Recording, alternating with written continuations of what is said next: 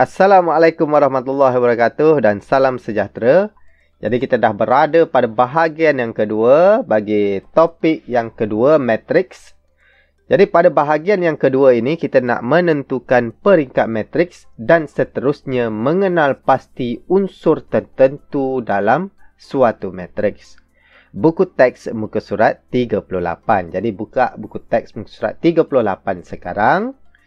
Okey, peringkat matriks. Peringkat matriks boleh ditentukan dengan menulis bilangan baris dan bilangan lajur itu. Misalnya, matriks ini mempunyai 2 baris dan 3 lajur. Jadi, kita katakan matriks ini mempunyai peringkat 2 darab 3. Kita baca baris dahulu, baru lajur. Okey, dan kita baca sebagai matriks 2 dengan 3. Jadi di sini 2 darab 3. Maksudnya di sini mewakili 2 baris dan 3 lajur. Jadi itu adalah peringkat bagi matriks ini. Okey, next. Matriks dengan M baris dan N lajur mempunyai peringkat M darab N. Dan dibaca dengan matriks M dengan N. Di mana M dan N itu ialah suatu integer positif. Suatu integer positif. Tak bolehlah integer negatif. Tak ada integer negatif bagi peringkat matriks bilangan baris dan bilangan lajur. Setiap nombor dalam matriks dikenali sebagai unsur matriks itu. Setiap nombor ini kita panggil dia sebagai unsur bagi matriks ini.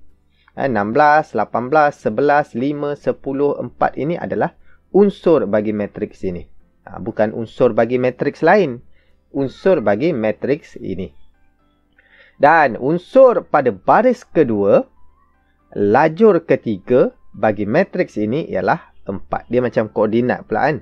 Baris 2, lajur 3. Dia macam koordinat juga. Dan nilai dia kita jumpa di sini 4. Jadi unsur pada baris kedua dan lajur ketiga ialah 4. Okey, jadi kita labelkan matriks. Macam mana kita nak labelkan matriks? Huruf besar digunakan untuk mewakili suatu matriks. Misalnya, matriks A mewakili matriks ini. Jadi matriks A ini adalah 16, 18, 11, 5, 10, 4. Kita gunakan huruf besar. Okey.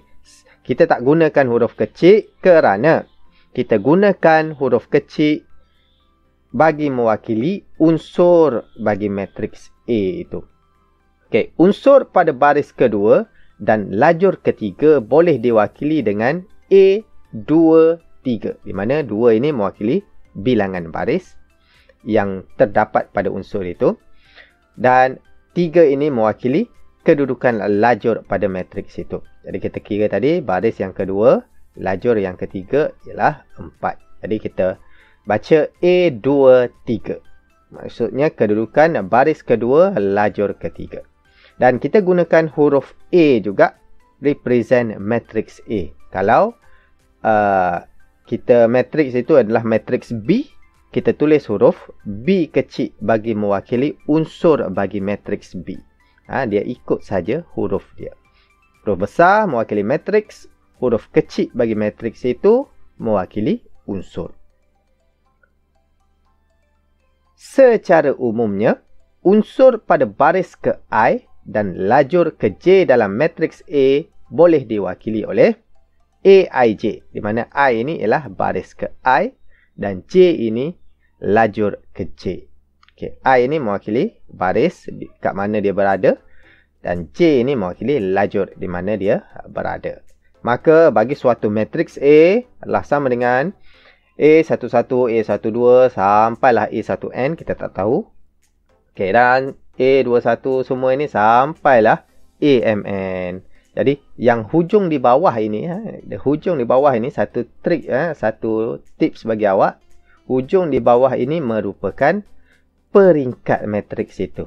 Jadi peringkat matriks ini M darab N. M darab N. Di tip sikit.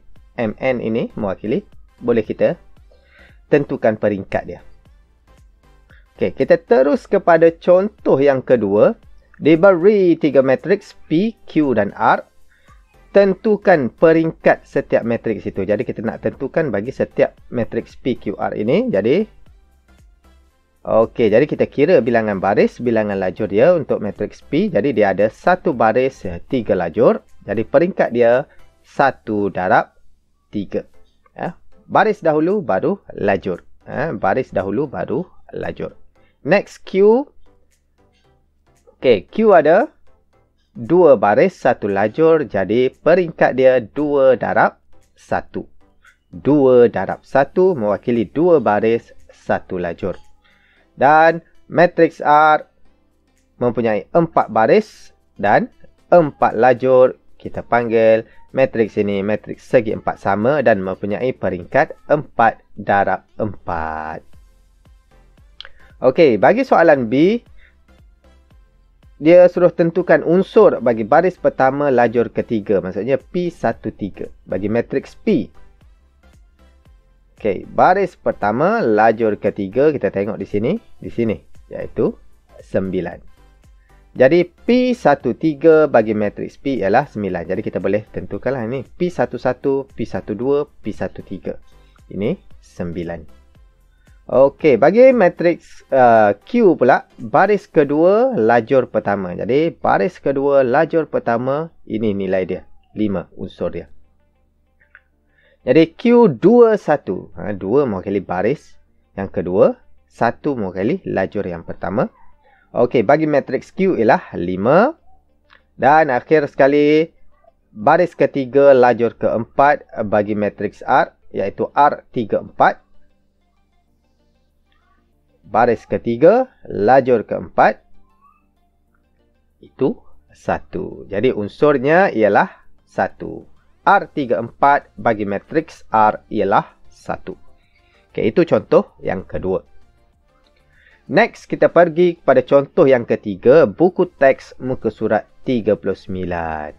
Diberi matriks D, -2, 5, 0, 4, 1, 9. Tentukan peringkat matriks. Okey, kita baca melintang dahulu. Kita baca melintang dahulu. Kita baca baris dahulu. Baru habis baris itu kita pergi kepada baris yang seterusnya.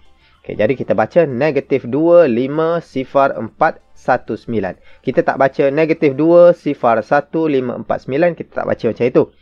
Kita baca baris dahulu. -2, 5, 0, 4, 1, 9. Okey. Jadi, peringkat matriks, baris dahulu, lajur kemudian. Jadi, dia ada 3 baris, 2 lajur. Jadi, peringkat dia ialah 3 darab 2. Next, unsur bagi D11, D21, D32. Jadi, apabila dia banyak macam ini, banyak kita nak cari unsur ini. Okey, jadi kita compare lah. D11 di sini dengan -2 ini. Jadi, unsur D11 ialah -2. D21 di sini. Jadi D21 sama dengan 0 dan D32 ialah 9. Okey, jadi untuk bahagian yang kedua ini, jadi kita dah tahu bagaimana kita nak melabelkan matriks, macam mana kita nak melabelkan unsur, mencari unsur di mana-mana yang kita nak berdasarkan baris dan lajur itu. Dan saya rasa itu saja untuk bahagian yang kedua. Dan jangan lupa untuk pergi kepada bahagian yang ketiga sini. Dan jangan lupa untuk subscribe. Terima kasih.